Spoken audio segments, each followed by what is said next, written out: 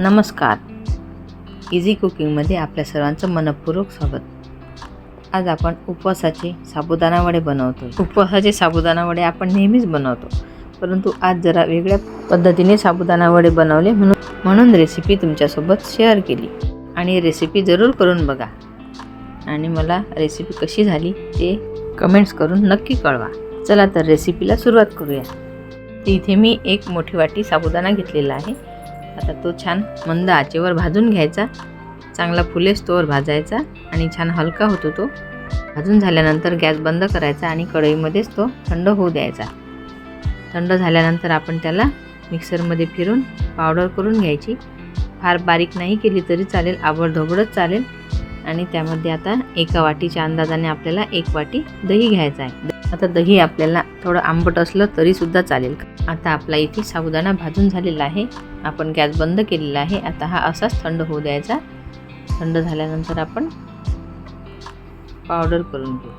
आता जी दही आहे ते आपण ही जी पावडर बनवली आहे यामध्ये घालायचं आणि एकत्र करून 10 ते 15 मिनिट ठेवून द्यायचं.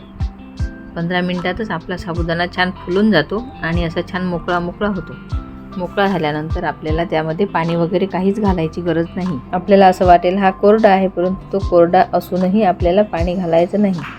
आता हा असा छान फुललेला आहे आणि नरम झालेला आहे. चवीनुसार मीठ, जिरे, उकडलेले बटाटे आणि आपली जाडसर कुटून घेतलेली लाल मिरची आणि शेंगदाण्याचं कूट. वरील सर्व साहित्य आपल्याला आधीच साबुदाण्याच्या पिठामध्ये मिक्स करायचं आहे. साहित्य घातलेला व्हिडिओ दाखवायचा राहून गेला.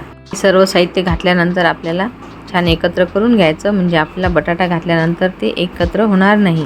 म्हणून आधीच साबुदाणा एकत्र करून घ्यायचा, नंतर उकडलेले बटाटे घालायचे. 2 बटाटे आपण किसून घालून घेऊ. अशा जाडसर किसणीने किसून घ्यायचा, म्हणजे आतमध्ये गाठा होत नाहीत.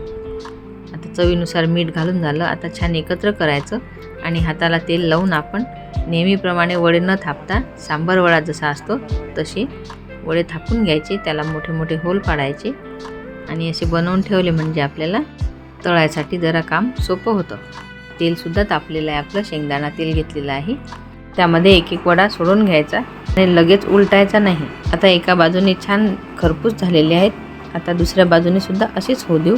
अशा प्रकारे आपले दोन्ही बाजूनी तळून झालेले आहेत. आता प्लेटमध्ये काढून घ्यायचे. आता बाकीचे सुद्धा असेच तळून घ्यायचे. त्या प्रकारे आपले खमंग आणि खुसखुशीत साबुदाणा वडे तयार झालेले आहेत. तुम्हाला जर माझी आजची रेसिपी आवडली असेल तर माझ्या व्हिडिओला लाईक, शेअर आणि कमेंट्स जरूर करा. ह्याच्या आवाजावरून तुम्ही बघू शकता आपले वडे किती खमंग आणि खुसखुशीत झालेले आहेत आणि आतून एकदम मऊ लुसलुशीत आहेत.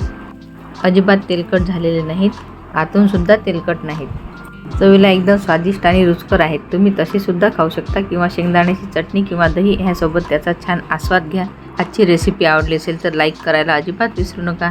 तसेच इझी कुकिंगला नक्की सबस्क्राईब करा. रेसिपी बघितल्याबद्दल धन्यवाद. पुन्हा भेटू अशाच नवीन रेसिपीसोबत. तोपर्यंत नमस्कार.